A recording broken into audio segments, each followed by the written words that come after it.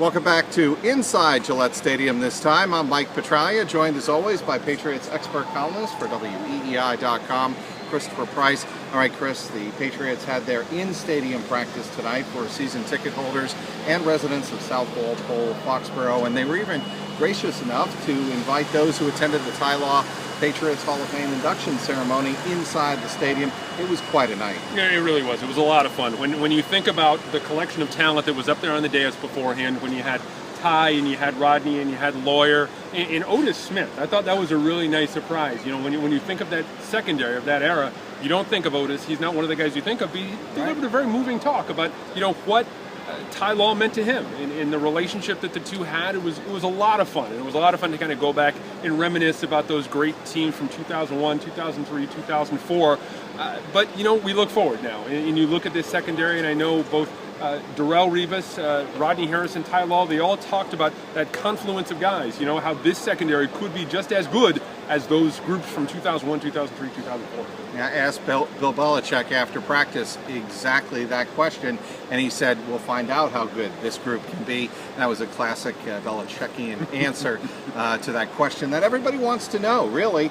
Can this Patriots secondary not live up necessarily to the talent? Because I think pretty much all observers agree the talent's there, but it's the leadership, the edge that you're writing about on WEEI.com, and the attitude.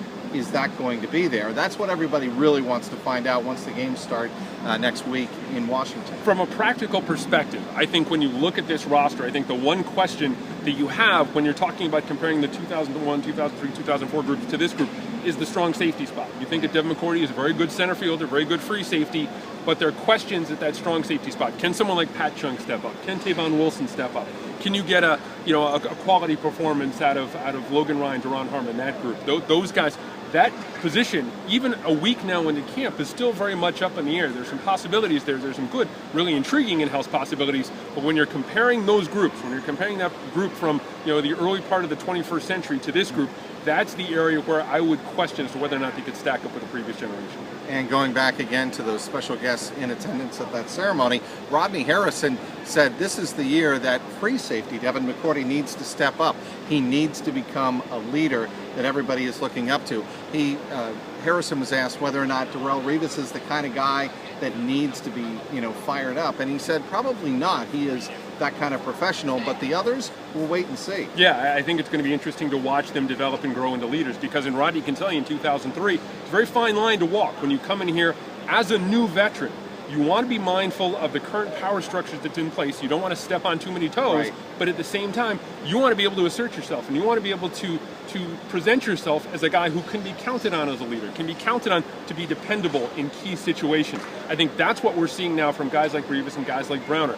Their ability to step up and really lead a group of young guys, with the exception of McCourty. You look at the rest of the guys, Ron Harmon, Tavon Wilson, the rest of that group, that's a young group, a relatively young group. They need those guys to step up and assert themselves as leaders sooner rather than later. All right, some of the other highlights from Ty Law's ceremony. I was lucky enough to be up close and personal. It had to be the special gift that Ty Law had for Robert Kraft, the Patriots owner, at the end of the ceremony. He brought out some very different type of dance shoes. They were Patriot red, white, and silver, glitter, diamond spectacled, whatever you want to call them.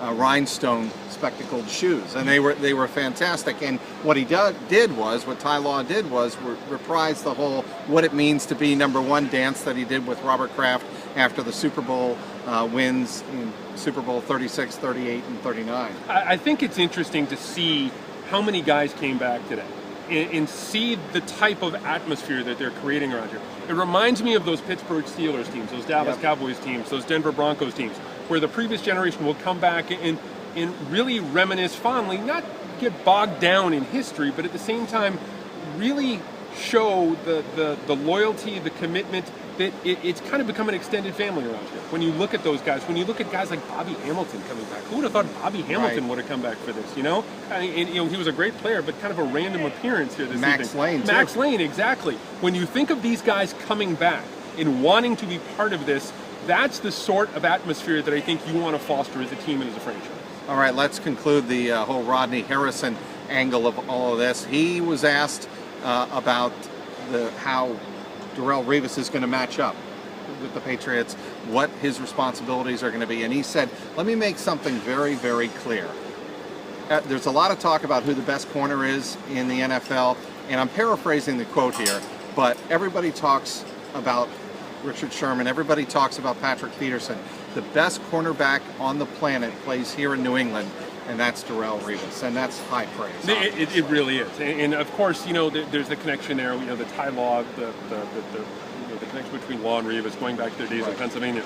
But Rodney speaks from experience. Rodney's played with an awful lot of guys, and I think when you talk about Revis and the way things are setting up this year, it's very intriguing.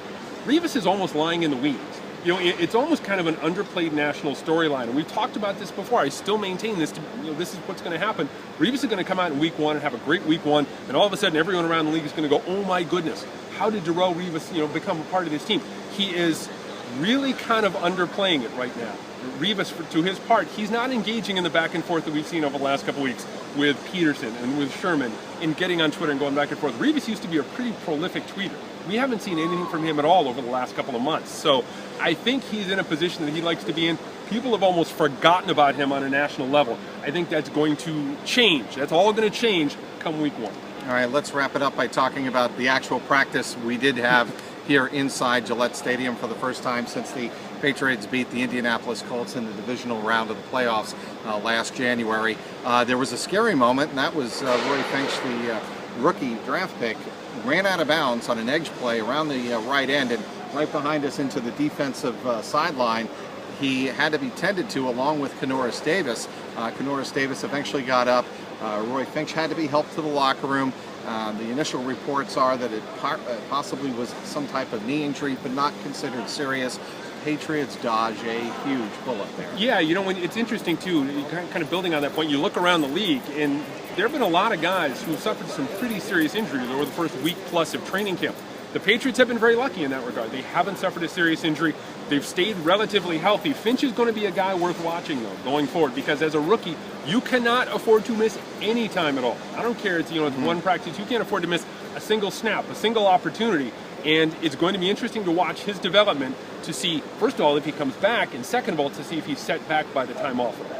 All right, and the Patriots really gave the 2s and the 3s most of the reps, almost all of the reps, really.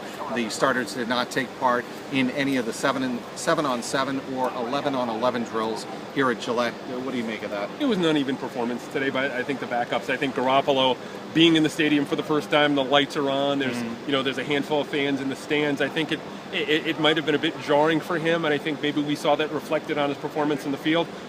Ryan Mallett's had an uneven summer to this point, to put it politely. I think for the first week plus, we haven't seen a whole lot of good. We haven't seen a lot of bad, but we haven't seen a lot of good out of him. And I think they need him to be a little bit further along. And I think all of this performance tonight, from the backup quarterbacks, needs to be framed in the context of the fact that Brady Quinn was here earlier this week working out for the Patriots. Now, it could be just Brady Quinn, they're kicking the tires on Brady Quinn. They want to see where he is and whether or not he has anything left in the tank.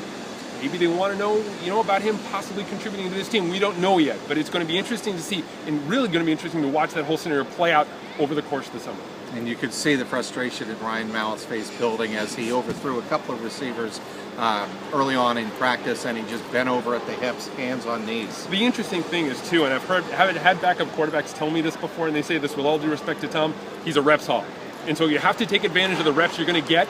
And the guys tonight, I think Garoppolo and Mallett really didn't do a good job with those opportunities that were presented from tonight. All right, the Patriots are off on Saturday, a player's day off per the CBA. They have a travel day down to Richmond, Virginia on Sunday. Yours truly will be down in Richmond with the Patriots Monday, Tuesday, and Wednesday for practices. And of course, their initial preseason game in Washington at FedEx Field, more specifically Landover, Maryland, next Thursday night. He is Christopher Price. I'm Mike Petraglia inside Gillette Stadium, WEEI.com.